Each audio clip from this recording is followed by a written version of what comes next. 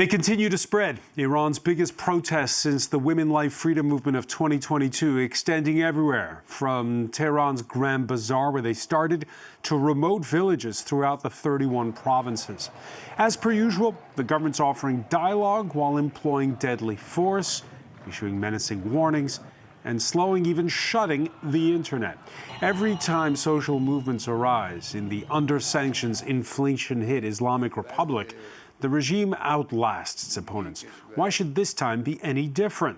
What are the variables? We'll ask about a global stage where Iran's influence is in stark retreat, in Syria, Lebanon, further away in fellow OPEC member Venezuela, after last summer's U.S. and Israel bombing campaign. How resilient do the clerics and the Revolutionary Guards remain? Today in the France 24 debate, we're asking, how far will Iran's protests go? With us, Kian Habibian, co-founder of the We Are Iranian Students activist group. Thanks for being with us. Good evening. From London, Tara Kongerlu, adjunct professor at Georgetown University, author of The Heartbeat of Iran. Welcome back to the show. Thank you. From Washington, Behnam Bentaleblu, Iran Program Senior Director and Senior Fellow at the Foundation for the Defense of Democracy's think tank. Good to see you. Thank you. Happy New Year. Happy New Year as well to Ershad Alijani. He is journalist at the France 24's fact-checking and citizen journalist website, The Observers. How are you? Thank you for having me. Thank you. Good. On the go, you can listen to the show wherever podcasts are streamed. Yeah, from rural towns to major cities, protests in their 12th day, mass demonstrations in places such as the western city of Hamadan. We can perhaps show you images from there. These are images from earlier in the day. You were telling us, and you'll tell us more in a moment, Ershad, monitoring with your computer there, what's going on in other cities this Thursday. Catherine Viet has more. Protesters cheer as they tear down a statue of Qasem Soleimani, a former commander of the Revolutionary Guards, who was killed by a U.S. airstrike in 2020.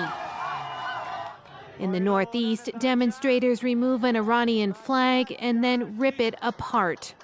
These images shared on social media show a glimpse of the anger behind the anti-government protests that have been spreading across Iran for nearly 2 weeks. Some analysts believe the situation will only get worse. What is abundantly clear to me is that the system at large in Iran, the political establishment, is at a dead end. Without change in policy, but also in its position vis-a-vis protesters and perhaps the structure of governance in Iran, things are going to deteriorate. Some demonstrations have turned violent. According to the semi-official Fars news agency, 2 police officers were killed in the southwest town of Lordigan on Wednesday, while another officer died in a stabbing incident west of Tehran overnight. Protests first broke out on the 28th of December when merchants in Tehran took to the streets to rally against rising prices and the collapse of the currency. To other analysts, there might be an opportunity for real change. I think that for the people, it's a kind of ray of hope that maybe this time they can change the regime and bring another maybe free secular system in Iran. Officially, President Masoud Pezeshkian has ordered security forces not to crack down. But according to the Iran Human Rights Group, the Iranian authorities have arrested more than 2,000 people and killed at least 24 since the unrest began. Yeah, let's begin with you, Ershad Alijani. What are you seeing this Thursday? And remember, the internet has been officially shut. Are you still getting images, though, from Iran? Yeah, I still get the images from Iran from several cities. The protest movement is expanding both in size and geographic reach. I'm seeing the multiple cities, towns, who are people protesting unprecedented amount of people. I would say, for example, Birjan, Talish, Bandargaz, and cities that they never protested in Iran since I don't know when. Yeah, because you say unprecedented, but we saw huge protests in 2022, and yes, the biggest protest since 2022, exactly. or unprecedented. I just received a message from someone who is now in the protest in east of Tehran, and she says that I have never seen such a huge crowd protesting in my life. And she has been active in 2022, she has been in the protest in 2019, and even she's been in 2009. And she says that I have never seen such a huge crowd who protests in Tehran since tonight. And for example, Kangan, in last, I think since the revolution, there was never been a protest in a very conservative town, but it's for some days that people coming out in Kangan and protesting against the regime. Protesting against the regime or protesting against the cost of living, or does it matter? Or is that just a nuance? Kian Habibian, before I put that question to you, let me ask you, you have family in the north. Have you heard from them? I was still talking to them until early afternoon. And since I think for the last 2 hours, I couldn't reach them because they shut down the internet in most places. We still have some videos, but regarding my family, no, I cannot talk to them. Do you have a sense, leading up to today, of the size of this movement? Well, if I can insist, because we talk a lot about protest, and the question is how far the protest will go. It is not a protest when you have almost all the provinces of Iran who are in the streets, when you have that many layers of the society who is in the streets. What we call that is a revolution. All right, so you're defining it as a revolution. Tara Kangarloo, let me ask you, what news are you getting out of Iran? Well, just before coming on the show, I was speaking with 5 people simultaneously, 2 in Isfahan, 2 in Tehran, and 1 in the north. And almost all of them, suddenly the WhatsApp tick became 1, meaning that they were not reading my messages. And that tells you that the internet has been shut down. Although 2 of them from Tehran joined via VPN, one of them lives in the west of Tehran, sort of, you can call it a more affluent neighborhood. And these were areas that were not seeing the protests in the previous days, but now they are seeing the protests, and this movement is spreading. Now, whether we want to call it a revolution or protest, it's important to note that categorically the Iranian people have come together to once again tell the Islamic regime that we want change. What you have right now and what you've been offering the people has not been working, and we don't want that now. And once again, we're seeing that in full force. Tara, before quickly spreading, the protests beginning at Tehran's Grand Bazaar, we can show images from Tuesday of crowds there chanting shameless right near the bazaar. Absolutely. You talk about the more affluent western part of the Iranian capital. The bazaar, it's got a reputation for merchants who are relatively conservative. They're business people. They're not revolutionaries. Why did it start there? Absolutely. The Bazaar in Tehran, and I've reported from the Bazaar in Tehran during the 2015 nuclear talks that led to JCPOA, which then, failed. So I've spent a lot of time there, and also while growing in Iran, it is the hub, it is the heart of the city's economy, the capital's economy, in some ways the country's economy, right? And it's the Bazaris, as you call, that have the pulse of commerce and economy in their hand, and oftentimes throughout Iran's history, change and uprising and protests started from the Bazaar.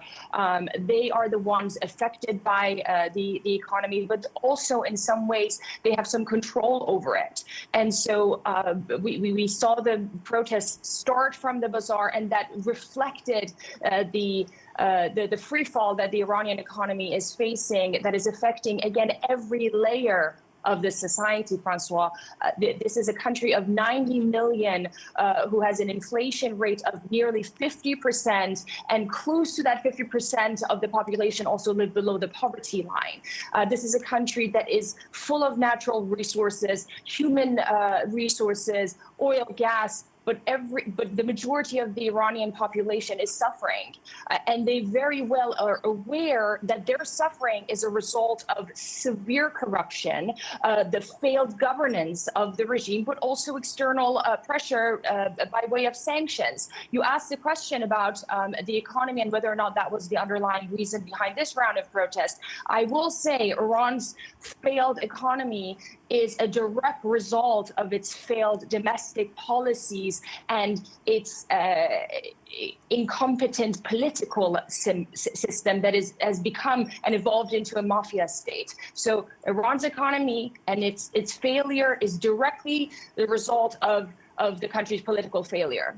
Yeah, we can talk about the mismanagement of the economy, and we will in a second with you, Behnam Ben Taleblu. One thing the regime knows is survival. That is what it's been very good at. It's been written off before and proved its resilience. Just picking up on that point about that Tara just made, official figures released on Monday showed inflation had reached more than 52% in December. That's the official rate. On the open market, the fall of the rial, spectacular, as published here by the Bloomberg news agency. And this is just in the past 2 years. So, Behnam Ben Taleblu, your thoughts on can this all be resolved if the regime sits down with those business leaders and cuts some kind of a deal? Well, great to be with you, Francois, and greetings to you and your viewers and panelists. Listen, I think even trying to sit down, let alone successfully managing some kind of economic transition, is way too little, way too late when you're looking at the relationship between the state and the street in Iran. I want to go back to and perhaps connect a few threads that some of the distinguished guests mentioned earlier today. One, of course, is that we've seen protests in Iran before. You mentioned something about the regime's resilience. I would say it was the regime's brutality that has allowed it to limp along in the face of wave after wave after wave of sustained anti-regime protest over the past few years. In particular, the pattern we've seen in Iran over the past 8 years is as the street pushed away from the ballot box and sought, wholesale political change, namely revolution rather than reform, you've seen the crackdown against them get harder. And as they use every available opportunity to come out into the street again and voice their discontent against the state, these protests have had multiple different triggers. Economic triggers, like most recently, you mentioned the inflation rate. One reason why it spiraled from the Bazaar to families and small businesses, and then, of course, obviously universities as well, was because the inflation rate for foodstuffs on average throughout 2025, throughout the fiscal year 2025, was 60 to 73% for foodstuffs alone. So that, again, is a major trigger. But despite the trigger, kind of like what Tara was saying, the incentive to stay on the street and the widening scale and scope and the different demography and geography of these protests over the past 8 years, this being the most recent and perhaps the most damning, because it shows that just 6 months after the 12-day war, not only is there no rally around the flag, we've seen countless social media videos sent to me where, Iranians are coming out burning the regime's flag, knocking over flagpoles, actually in areas that I think Irshad mentioned just a little bit earlier in the east, in Tehran, Pars, in Narmak, in Haft-Hoz, like knocking over flagpoles, saying areas that have been cleared altogether of regime's flag. I think someone else was talking about the knocking over of statues. So there is wide-scale discontent. That wide-scale discontent has manifested itself into political resolve to stay on the street. And I think you really, because you mentioned yourself, Francois, the Women Life Freedom Movement, we saw again the desire for not cosmetic change when it came to the hijab, but wholesale political change that would allow a fundamentally different economic policy, domestic policy, social policy, and even foreign policy. Because if you go back to 2009, you remember that Iranians have been chanting since then, not Gaza, not Lebanon, my life only for Iran. And they continue to chant that today. And these protests have only gotten more widespread and actually more nationalist in their tone, tenor, and orientation as they contest the street. They can test the state, I'm sorry, from the street. But at the same time, we've seen this movie before, like all the panels have been saying, ever since 2009, and each time, there's been a measure of brutality. We saw a lot of executions after the Women, Life, Freedom movement of 2022. The regime will use coercion. Will they be able? What is different this time? For sure, there's three context-based factors that are different. The first is that many believe, not just after the repression that we saw against the Women, Life, Freedom, but the chemical attacks on schoolgirls and school children coterminous with that street repression in 2023, that would have deterred Iranian protesters. This shows that Iranian protesters are not deterred, and less than 3.5, 4 years later, they're out onto the street again. A corollary to the Women, Life, Freedom movement, particularly in the West and particularly among the diaspora and the opposition, was that given the failure of the diaspora and the opposition to unite and rally in 2023, that would have had a chilling effect on Iranian protests. Clearly, that is not the case. You can even just listen to some of the slogans being chanted in favor of the exiled crown prince, for example. The point is to show that whether there's domestic or foreign shortcomings, these protesters will not be deterred, and that overall connective tissue between every round and boom and bust cycle of protests matters very much. Lest, of course, we get to the 12-day war torpedoing the rally around the flag thesis as well, because I rightly understood that many of my Western friends and analysts and colleagues believed that military action, which, make no mistake, was historic on Iranian territory. The last conflict that was conventional that touched Iranian territory was the Iran-Iraq War. That was the 20th century's longest conventional war. And that touched Iranian territory in a major way. It shaped the security state. It shaped society. And many had assumed that resumed hostilities with Israel at that overt conventional level would have had a chilling effect on protests. So for that reason alone, these protests are different. And the final X factor is Trump. We have never had a U.S. president that so decisively, even if only rhetorically, has said that they would stand with Iranian protesters. The question here is, how will he do it? All right, we'll get back to Donald Trump later. Ershad Alajani, back in July, our correspondents spoke with Iranians who don't like the regime and who were genuinely upset over their country being bombed. And there was a moment when opposition to the government went silent for a while. I think there are two separate things, and to analyze that, you have to know the psychology of Iranians who are patriotic, and even Crown Prince, as our guest says, that he said that Iranians don't need the foreign intervention to guarantee their freedom, and Iranians themselves can fight and topple the regime. But if you let me, I want to add two more points about the economic factor, as your guest mentioned. The first point is that Iranians are very savvy, tech-savvy people, and the way of online businesses and the startups is now much more important than the traditional bazaar. And you certainly proved to us today they know how to use a VPN. Yeah, that many people skipped at this point, and who run these online businesses, who run these startups, and the young generation, even Gen Z, who has less sympathy for the Islamic Republic, if not say more hatred. And another point is, you ask, what's different this time? If you look at the images of the protests in 2019, that it was over the petrol price. Yeah, it started with the cost of living. Yes, it was middle class, it was a working class people in the poor suburbs of Tehran or other cities, and started from there. In Women, Life, Freedom, it was mostly the middle class. And this time, if you look at the images, if you see the cities, if you watch the neighborhoods who are active in this revolution movement, anything you want to call it, it's a mixture of both. It's a mixture of working class and the middle class. That's the new factor that we have to put in account to analyze this round of protests in Iran. Tara Kangarloo, would you agree with Ershad that this is a synthesis of the last two big social movements? Again, like I said earlier, and I think all of the panelists in some shape or form were saying that the Iranian people, the majority of them are unhappy with the Islamic regime in its entirety and the way it has been functioning and operating in the past couple of years.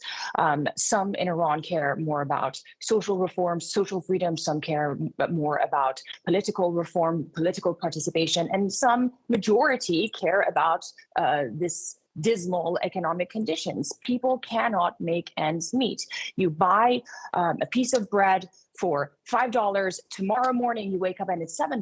And that does not work when people, again, the majority of them are living under poverty line. One thing that is striking, and I think this is a very interesting nuance for audiences, is that for the longest time, oftentimes actually conservative candidates, people like Raisi, who died in the helicopter accident just a few years ago, or Ahmadinejad, they would go to rural areas that would not have political participation, and they would lure people to vote for them by giving out handouts and cash gifts in some places.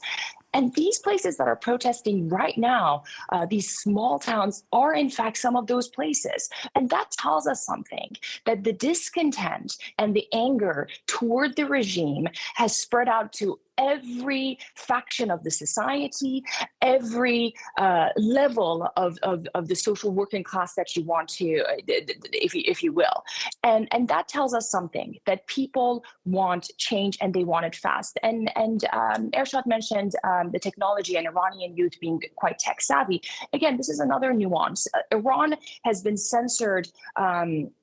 The society has been censored on all fronts, many fronts, including the free flow of information, media, press, but also including the use of internet. And you have to ask yourself, who makes money off of that? Who sells these VPNs? And that goes back to what I was initially speaking about. The country's economy is being controlled by a small yet extremely powerful, politically connected minority that impose such censorships and restrictions upon people, and in more ways than one choke and stifle the society. And so people once again are coming together, united, telling the world that we don't want this government, and we want change. We want substantial change.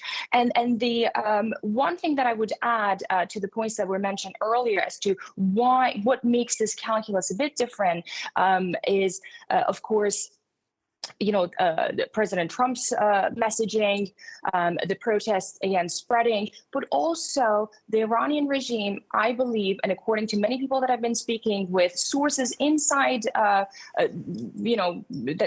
insiders that know what's going on the ground.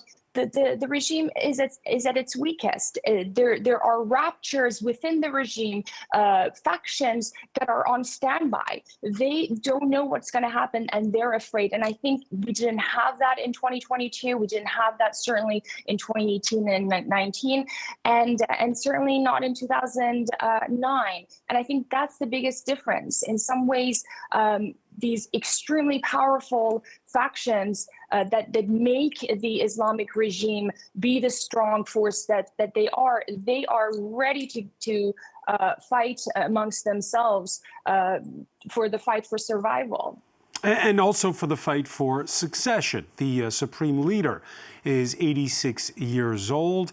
Ayatollah Khamenei, who broke his silence 5 days ago with a message of firmness.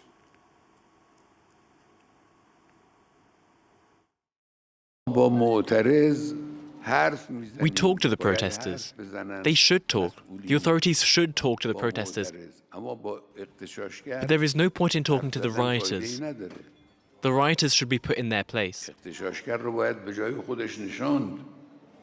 Again, Kian Habibian, people tuning into this show think, oh, the regime's ripe for falling. It might happen tomorrow morning.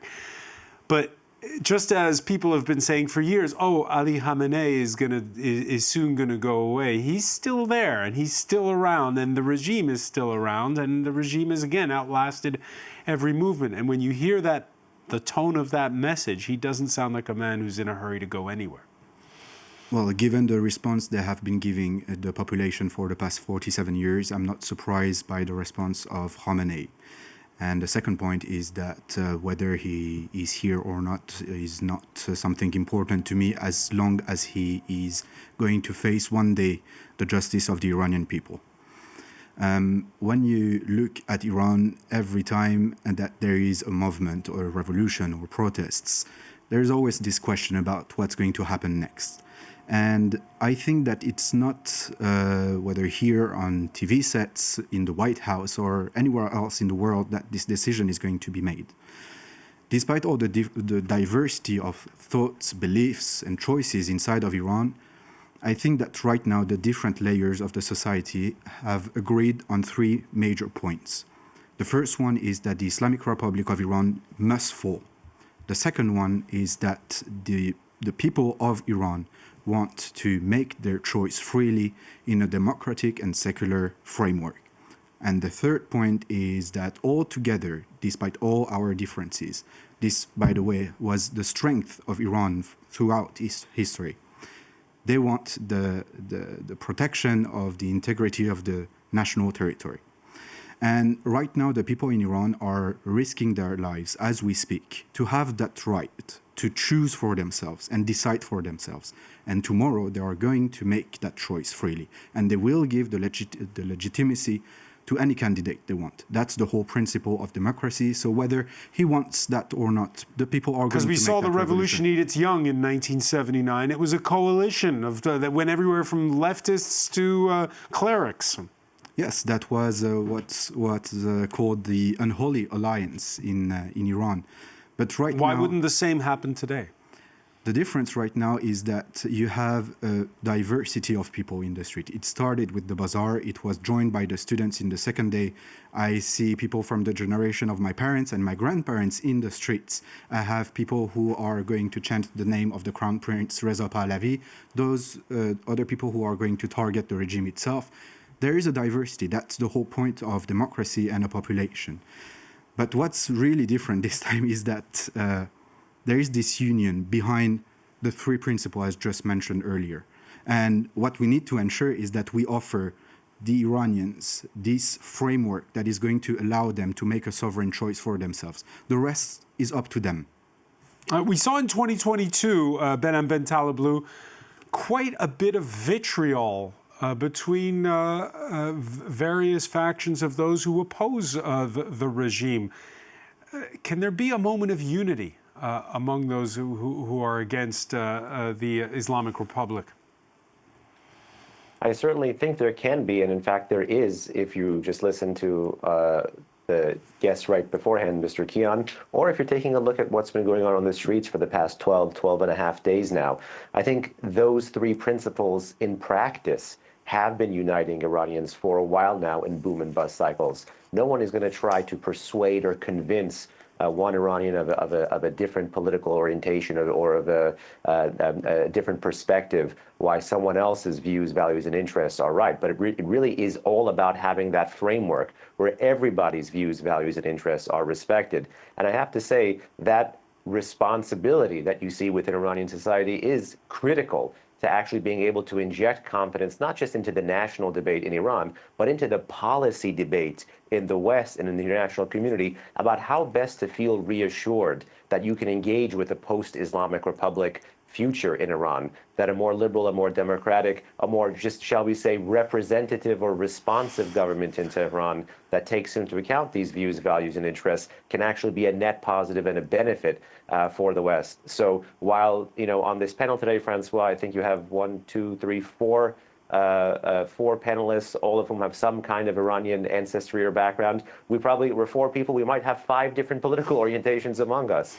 But the point is about the framework to get it there. So yes, there has been diaspora drama. So long as there will be a diaspora, there will be drama. But the point is to actually not let that be a hangover. It's about unpacking that baggage. And perhaps all of us at this moment being inspired by the bravery and the courage and the sacrifice. So whatever drama there has been, the point is to actually draw inspiration and unity from what we see on the streets today. All right, Behnam, you earlier were referencing how one of the factors that means that today is different from 2022 is, of course, the international context. And We just saw it with just 24 hours ago with Wednesday's seizing by the United States of a Russian-flagged tanker in the North Atlantic. A reminder of which way the global political winds are blowing. The Bella One, since renamed the Marinera, reversed course while en route to Venezuela. And it was sailing from, well, Iran. This gives an idea of how things are changed. It's also a reminder, Behnam, of how much has changed in Iran's backyard. Now, these ghost tankers being stopped, that's revenue lost. How is the regime always seems to have enough, though, again, to feed its own? Well, the regime, you're right, has been able to limp along in the past. When you look at this policy of, oil sanctions or energy sanctions or stratified financial sanctions, popularly called maximum pressure here in Washington, make no mistake, that hasn't been fully enforced in 2025. You mentioned these oil tankers, Francois. It would be shocking. And in fact, I think it's even shocking to congressional Republicans that even under the Trump administration 2.0, no matter, you could say, the military successes the president has had against the Iranians, when it comes to oil and oil sanctions enforcement, that's actually where the White House has been lagging. If you look at the numbers for the past 3.5 months, Iran has been exporting 2 million plus barrels of oil a day. The Treasury Department in early 2025 talked about the ideal goal, the ideal range for max pressure sanctions enforcement being just about 100,000 barrels per day. So clearly the U.S. administration has a lot of work here to do to amplify the economic pain if it's going to force the street to be deterred. I'm actually working on a piece with a colleague right now about talking about how President Trump might be able to act on his threat. One way could be to actually confiscate, Iranian oil tankers, as he's beginning to do with Venezuela-bound oil tankers. That could actually have a major effect. One need not go kinetic immediately, particularly if part of the president's base fears this as well. There's a lot more room for enforcement of these measures. And as you mentioned, the regime has been able to clearly and cleverly exploit loopholes in the sanctions regime. So while no tool is perfect, there is a sharp contrast with the president's economic enforcement track record on Iran in term one and economic enforcement track record on Iran in term two. Now, whether this is a distraction or due to lack of political interest or more priorities in the international arena, given the Russia-Ukraine war, Israel-Gaza war, potential China-Taiwan tensions, all of that remains to be seen. But when the president is now entering the field so decisively, we talk about trying to find a way to support Iranian protesters and threaten the regime that represses them. The fact that you mentioned the tankers there, that could be the silver lining as to how we see a potential U.S. policy forming against this backdrop. Of course, Tara Kangarloo, there's workarounds, most notably exporting to places like China without using U.S. dollars for the transactions when it comes to that oil. Is shutting down Iran's oil the way to go, Tara? Again, Iran as a whole, as a country, has been under sanction for how long? For many years. And one of precisely the reasons for the country's dismal economy is because a minority percentage have been making a whole lot of money because of this isolation, because of these sanctions, because of the stifling of the economy. And it's ordinary people who are seeing its adverse impact. So further isolating and choking the economy, those in charge have found ways to operate and will continue to find ways to operate. As I mentioned earlier, the Iranian economy has become in and of itself a mafia state, and it's functioning. And there are millionaires and millionaires in Iran who have found ways to engage with the world, and its impact has been only on ordinary people. In fact, that goes to my point about the rapture in the regime. There are so many forces in Iran who are loyal to the Islamic Republic, not for ideological reasons, but because the regime is a lifeline for their longevity and for their financial survival. Without the Islamic regime, they are done and gone. With regards to Russia, I think there's a nuance nuance here that I want to point out to you. For the longest time, the Islamic regime looked to Russia to protect them against the United States and Europe, and to an extent China. But right now, Russia is dealing with its war with Ukraine and is trying to contain that. And we can very clearly see that they're not going to protect Iran, and most certainly they're not going to give up their opportunity to have some sort of a deal over Ukraine just because of Iran. And I think that's important right now. As far as the sort of future of the protests that we talked about, if I may, Francois, earlier today I spoke with a journalist in Iran. She was actually arrested on a few occasions and is now released. And she was telling me, again, speaking of Trump, that she believes that this time, unless there is some form of foreign support, the protests might die down. Now, this doesn't mean that the will of the Iranian people is not there. But what she told me, and this is something that I've written about because it's the reality on the ground, is that some of Iran's brightest minds, lawyers, educators, activists, people who can shape the future of a secular democracy in Iran are in prison.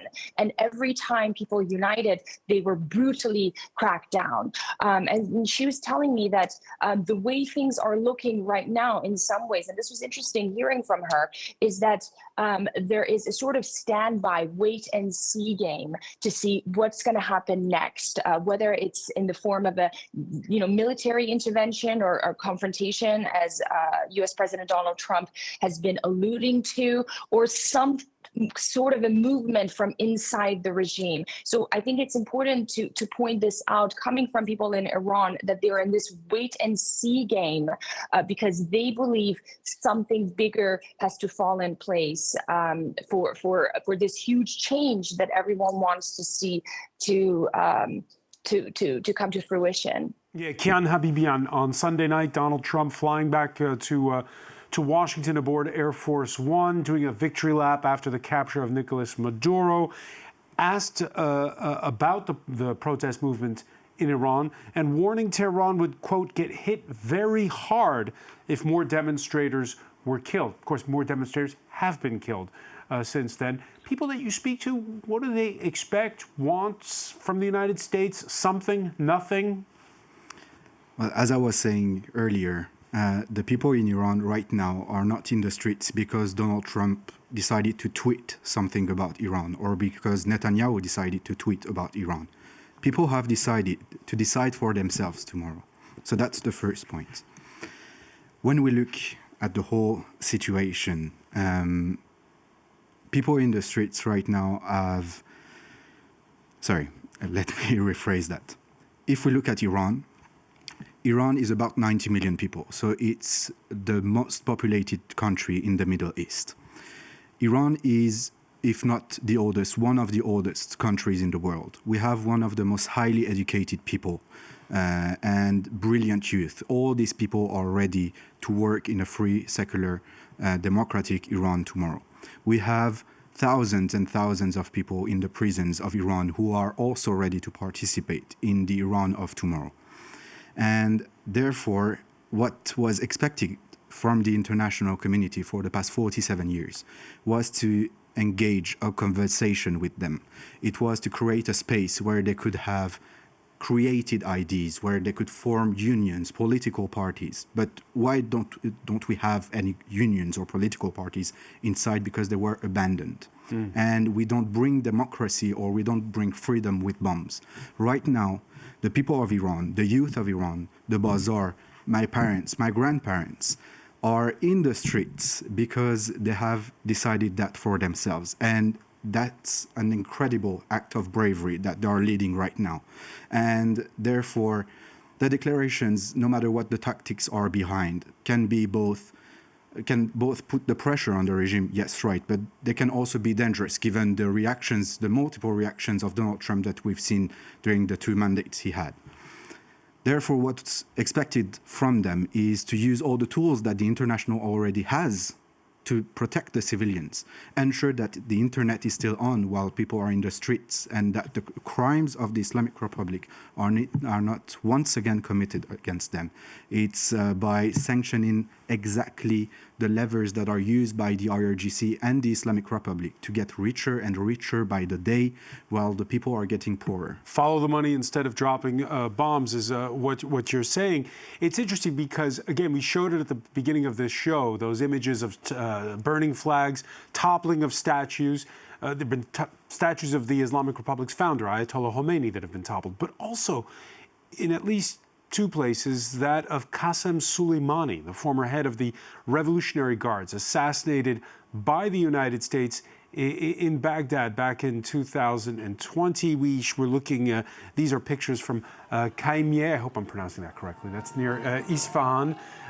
There were also the statues of Qasem Soleimani burned in the central city of Kashan. And it's also a reminder, Ershad Alajani, how much sway just a few short years ago Iran had over the entire region, over Syria, over Lebanon.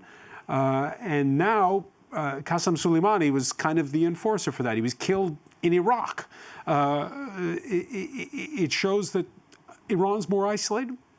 I come back to another question you'd ask about Khomeini, the so-called supreme leader. I think his regime is at the weakest point, and he is at the weakest point of his political life. The economy of the country has collapsed. His proxies in the Middle East. Yeah, but if they get together, and they huddle and they agree on a successor, can they rally?